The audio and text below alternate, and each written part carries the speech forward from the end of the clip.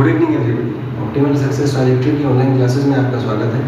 आज हम डिस्कस करेंगे बायोट-सैवर्ट्स लॉ के बारे में। बायोट-सैवर्ट्स लॉ बेसिकली मैग्नेटिक फील्ड के बारे में बताता है कि अगर कोई करंट एलिमेंट है स्पेस में तो उसकी वजह से किसी पॉइंट पर मैग्नेटिक फील्ड क्या होगा। तो मान लीजिए कोई करंट कैरिंग वायर है, यहाँ पे मैंने एक छोटा सा एलिमेंट वाला डीएल एलिमेंट, इस जगह पे छोटा सा एलिमेंट मैंने यूज़ किया। मान लीजिए this is vector DL element.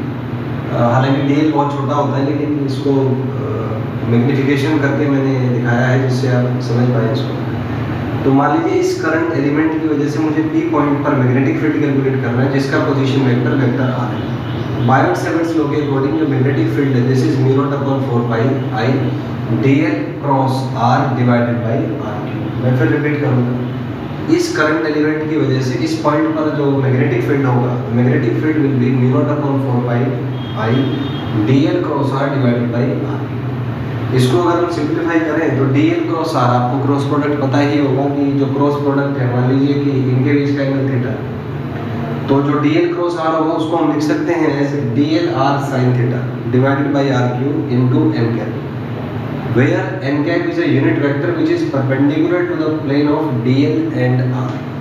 यहाँ पे जो वेक्टर n है it is perpendicular to the plane of vector dl and vector r। तो यहाँ से हम इसको एक्सप्रेशन को ऐसे लिख सकते हैं। अगर मैं मैग्नीट्यूड की बात करूँ तो यूनिट वेक्टर को छोड़ के जो बचा वो मैग्नीट्यूड होगा। तो आप देख सकते हैं यहाँ से भी जो मैग्नीट्यूड है dv का that is mu naught by 4 pi I dl sine theta by R square, ये होगा।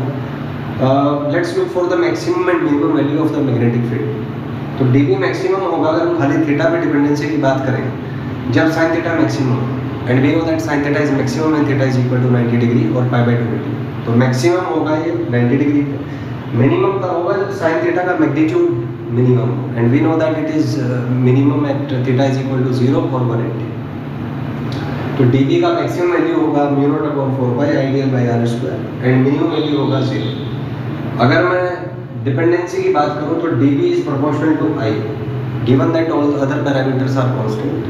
तो dv i के प्रोपोर्शनल होता है the current through the current element, it is proportional to sin theta, the angle between current element and the position vector, and it is proportional to 1 by r square where r is the distance between the current element and the position vector. तो graphs की अगर बात करें dv is proportional to i, so graph will be a straight line as you know that there are single degrees involved. यहाँ पे भी graph straight line होगा क्योंकि सिंगल डिग्री है, तो दैट इज स्ट्रेट लाइन।